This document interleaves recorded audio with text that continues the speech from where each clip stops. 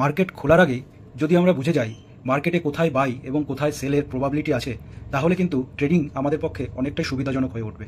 যেমন আমি দেখতে পাচ্ছি যে আগামীকাল 21 জুলাই নিফটি 25,010 উপরে যদি একটা 15 মিনিট ক্যান্ডেল ক্লোজ করে, তাহলে কিন্তু আমরা একটা বাই ইনিশিয়েট করতে পারি 1:2 আমাদের স্টপ লস এবং টার্গেট রেখে।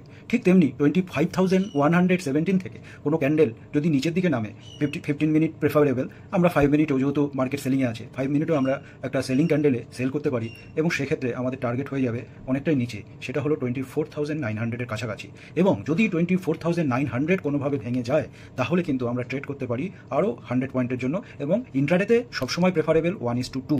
এবার আমরা একটু যদি ব্যাঙ্ক নিফটিটা দেখে নিই, তো ব্যাঙ্ক নিফটিটা যদি আমরা দেখি, তাহলে আমরা দেখব যে ব্যাঙ্ক নিফটি যদি 56,600 থেকে কোনো রকম সেল ক্যান্ডেল বানায়, অবশ্যই 15 মিনিটে, তাহলে কিন্তু আমরা একটা সেল সেটআপ ইনিশিয়েট করতে পারি, যেটা আমাদের টার্গেট দিতে পারে 56,000 অবধি। আবার ঠিক তেমনি যদি 56,000 থেকে কোনো রকম একটা 15 মিনিটের গ্রিন ক্যান্ডেল আমরা দেখি, তাহলে ওখান থেকে আমরা কিন্তু বাই ইনিশিয়েট করতে পারি। এবং যতই হোক 600 বা 500 আমাদের টার্গেট হোক, আমাদের মনে রাখতে হবে আমাদের ইন্ট্রাডেতে ট্রেড যদি আমরা অপশন বায়ার হই, তাহলে কিন্তু আমাদের 1:2 এই টার্গেট আর স্টপ লস রেখেই ট্রেড করা উচিত। ভিডিওটি ভালো লাগলে লাইক, কমেন্ট, শেয়ার এবং সাবস্ক্রাইব করো। ধন্যবাদ।